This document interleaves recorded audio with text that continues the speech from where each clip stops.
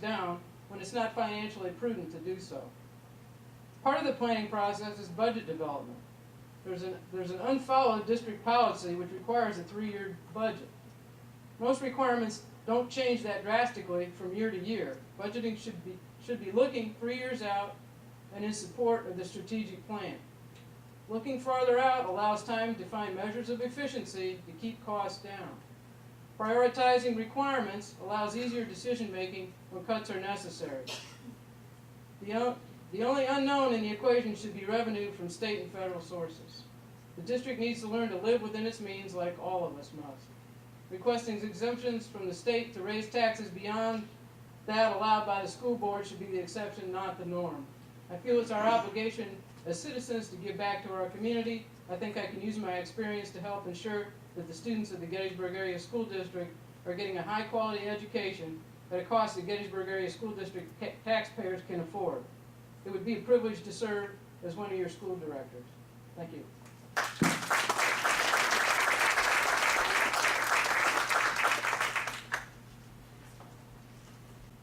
Next is Bill Hewitt.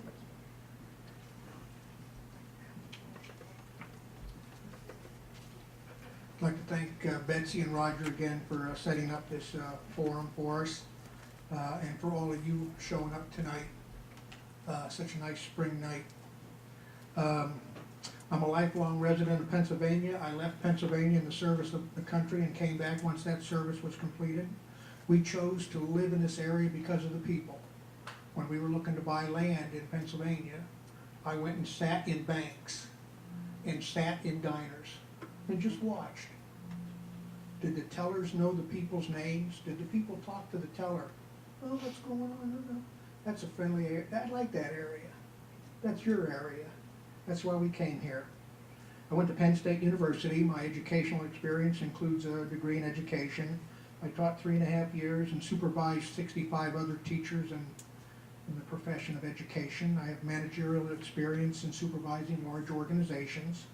I've developed medium and long-range plans and executed them. Why am I running? 2 reasons. They're the same reasons I've spent my entire life. One is service, and the second reason is the next generation. I've spent a life doing both, making sure the young folks got protected. They knew their job, and they did it well, and they came home. So we hope to do that for the school board, make the young people successful. Now, we got to do much better than what we're doing. Let's look at some of the stats. Gettysburg Area School District, adequate yearly progress and no child left behind. We're worst in the county by percentage. 5 of 6 schools passed, but 1 school didn't, the high school. It's kind of like making a souffle. You know, the ingredients were great. They do well in the 3rd grade past the 5th grade, the 8th grade, and all of a sudden by the time they get toward 11th grade, then down it goes. Bad souffle. We're below the average in the state. PSSA, we peaked in 2007. Since then, we've gotten worse. We're below the state average in 3 of 4 subjects. Since last year, we did worse in 3 of 4 subjects. In the SATs, we peaked in 2005.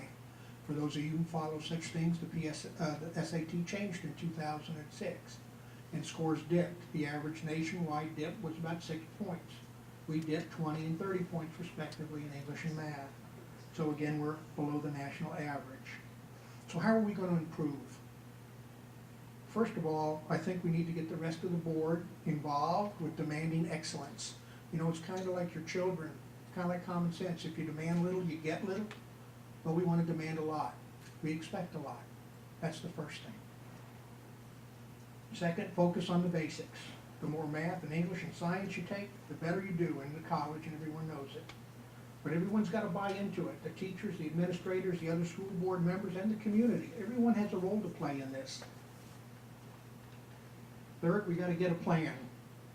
We have to tie everything to student improvement. I've gone to a lot of school board meetings where they talk about this and this, but I've not yet heard this, we're going to raise scores if we do this. We're going to raise SATs if we do this. I haven't heard that once. So we need to tie performance with expenditures. Lastly, we need to get the community involved in the process early and in the decision-making process. We need and expect excellence. Our students deserve this, the younger generation. We don't want to turn over after we go. We don't want to be known as the generation that didn't do its job with the young folks. Thank you.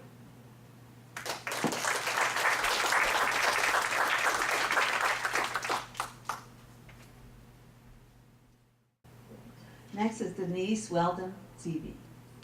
Debbie. I almost got it.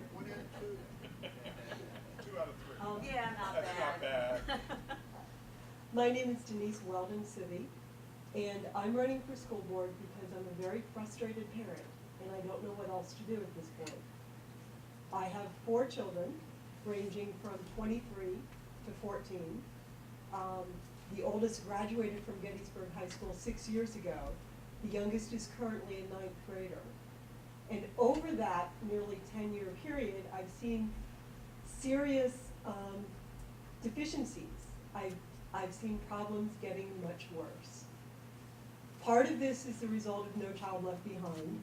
I have seen a huge emphasis on testing to the exclusion of learning. And almost to the point of making irrational changes in the curriculum based on this year's test and not thinking ahead.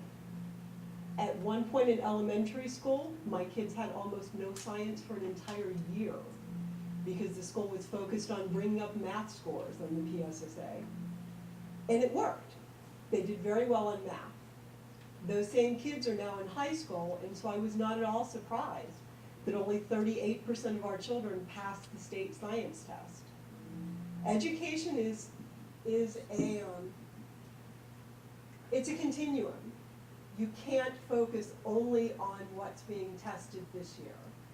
In particular, skills like writing, critical thinking, problem solving, require that you learn a little bit each year and continue to build on it. And we're not doing that. We're throwing everything that we have at this year's test. And we're still doing that.